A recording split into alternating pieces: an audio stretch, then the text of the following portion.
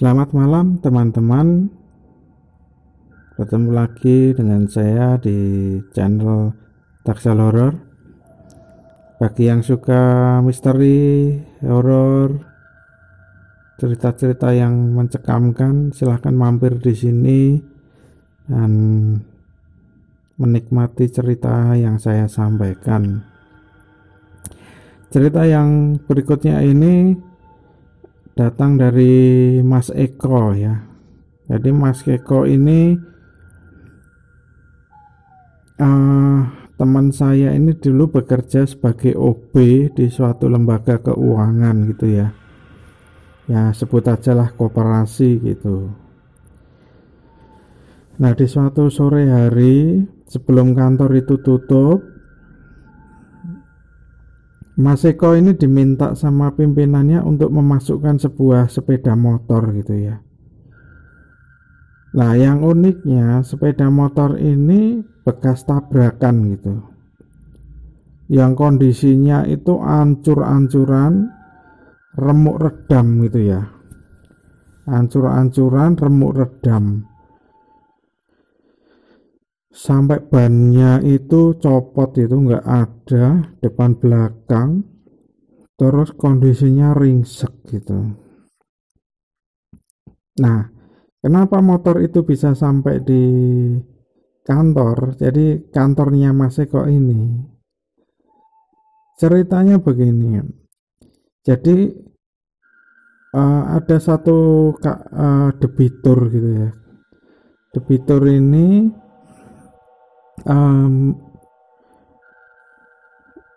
minjam uang di kantornya Mas Eko ya. Jadi ada nasabah lah gitu aja ya, nasabah itu minjam uang di kantornya Mas Eko itu. Jadi aturannya adalah kalau nggak bisa bayar, motornya akan ditarik oleh, bukan sistemnya, bukan tarik gitu ya, jadi dijual bareng-bareng gitulah istilahnya ya di kantornya Mas Eko, dan kemudian di hasil penjualannya itu dilunasi untuk melunasi pinjaman, dan kemudian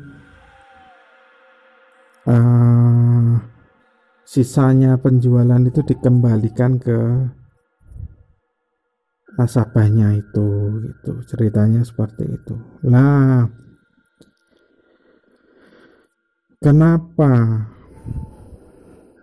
motor itu ceritanya bagaimana, nanti saya ceritakan di belakang gitu ya. Singkat ceritanya, motor itu kan nggak bisa didorong masuk gitu ya untuk melewati meja-meja kantor, kursi-kursi kantor gitu kan nggak bisa karena nggak ada rodanya. Terus akhirnya inisiatiflah Mas Eko itu menitipkan di pos security itu, pos security yang nggak jauh dari kantornya itu, ditaruhlah di belakang security itu, pos security itu. Jadi nggak nganu gitu ya, apa, nggak jadi dimasukkan gitu, nggak jadi dimasukkan di ruangan kantornya Mas Eko itu. Terus Mas Eko ini menemui security yang tugas di pagi itu, yang shiftnya sampai maghrib itu ya, nanti aja lepas maghrib gitu, hampir jam 8-an gitu. Nah, nanti gantian dengan security yang berikutnya. Nah, keesokan harinya itu hebohlah kantornya Mas Eko itu. Security-nya itu sedikit marah dan sedikit jengkel gitu ya. Minta, "Mas, itu motornya dipindahin aja, jangan ditaruh di situ," gitu. "Oh, nggih Pak, iya Pak," gitu. Awalnya Mas Eko nggak nganu gitu, nggak apa namanya, cuman bilang gitu aja, "Ya nggih Pak," gitu. Nah, Ternyata si ini security yang siang, yang pagi itu tugas, itu nggak ngasih tahu sama security yang tugas malam. Katanya itu dari lorong yang penitipan motor itu, yang rongsokan motor itu, di situ keluarlah suara orang menangis gitu. Ada cewek menangis minta tolong. Gimana ya kalau cewek menangis itu seperti apa ya, gimana ya gitu. Terus ada orang duduk di terasan pertokoan itu sambil posisinya duduk,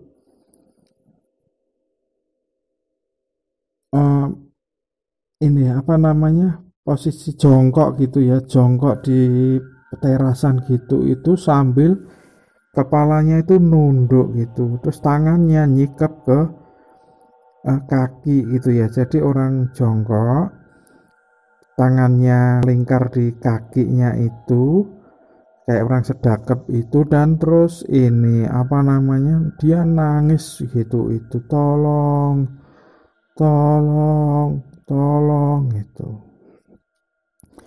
Terus ada satu lagi cowok gitu, katanya cowok itu cuman kayak mengerang-erang kesakitan gitu, mengerang-erang kesakitan, sakit sakit sakit sambil jalan-jalan gitu. Itu penampakannya seperti itu.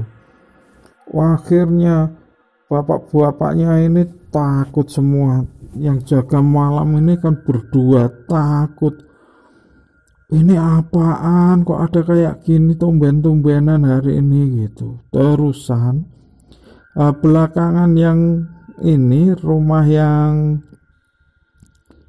pertokoan yang berjajaran dengan security yang dititipi itu kan ada yang nempati gitu, ada penjaganya juga yang nempati kantor itu.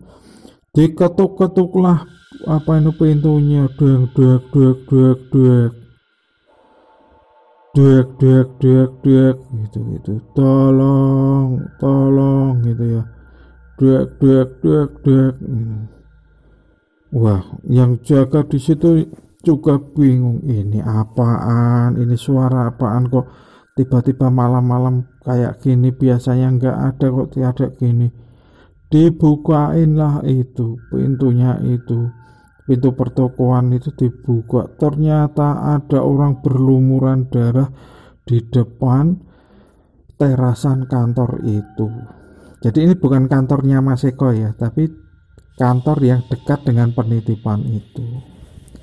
Nah ceritanya seperti itu, horor lah malam itu, mencekam lah malam itu. Pak security-nya sampai telepon sama security yang pagi hari, kamu kesini, ini ada apa ini gitu, minta tolong. Kebetulan Pak security yang jaga pagi itu rumahnya nggak terlalu jauh dari situ.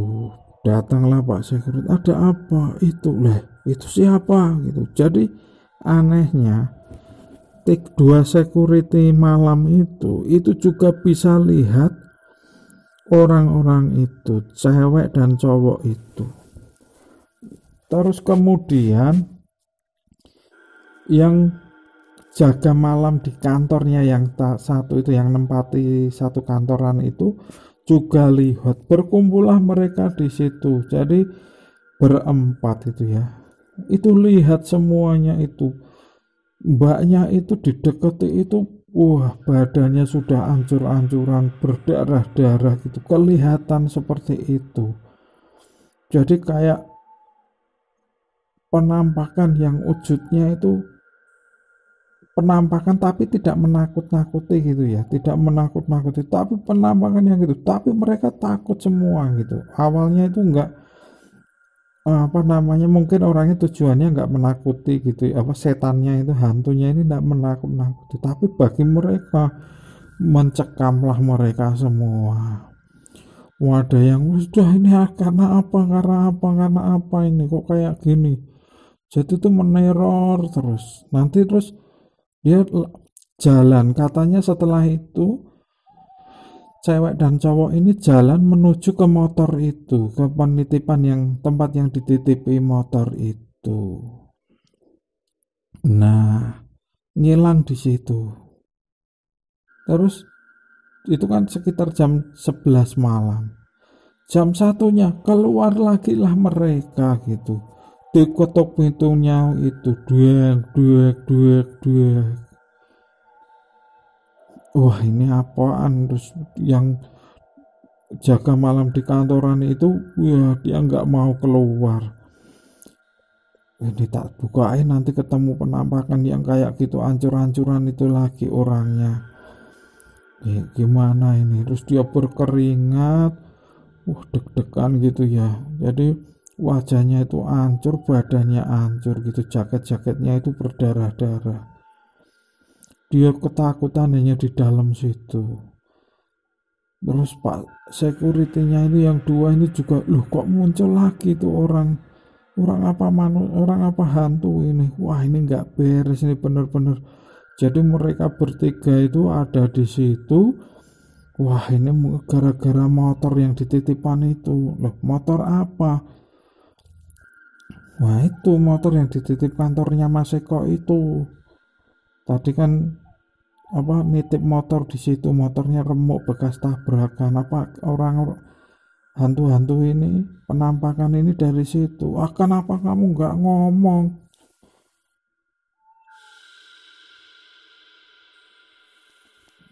Nah, akhirnya berdebatlah mereka gitu. Jadi malam itu dilewati dengan perasaan yang mencekam dan menakutkan. Minta tolong terus. Yang perempuan itu minta tolong. Akhirnya pagi itu kan tetap kantornya Mas Eko buka. Mas Eko datang jam 7. Mas Eko disamperi oleh Pak Security-nya itu. Mas, itu motor pindahin aja di kantormu. Emang kenapa Pak? Ada hantunya itu, ada setannya tadi malam gangguin gitu. Gak bisa. Wah, dia cerita seperti yang dialami malam itu. Nah, disampaikanlah Mas Eko ke pimpinannya, ke bosnya. Ternyata itu penampakan itu anak-anaknya yang pinjam uang di kantornya Mas Eko. Jadi ceritanya yang cowok itu mabuk, kakaknya jemput adiknya sambil mabuk di daerah jalan turunan gitu. Itu di satu tempat di daerah ini, kotanya di kejadian ini di sebuah kota di Jawa Tengah ya, di Jawa Tengah ya. Di kantornya itu ada di satu kota satunya, kecelakaannya di kabupaten satunya gitu. Nah,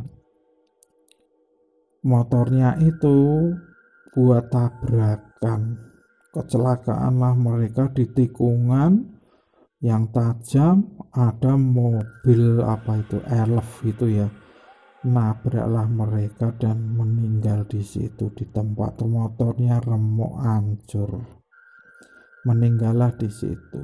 Nah, karena posisinya itu orang tuanya ini, nasabahnya ini nggak bisa bayar di kantornya, terus akhirnya diminta untuk diambillah motor itu. Nah, motor itu dititipin sebelumnya di bengkel. Bengkelnya protes juga sama orang tuanya ini yang pinjam di kantor itu ya. Udah diambil aja Pak, ini motornya ada hantunya. Anak-anaknya datang nangis-nangis di sini. Penampakan itu juga muncul di bengkel itu.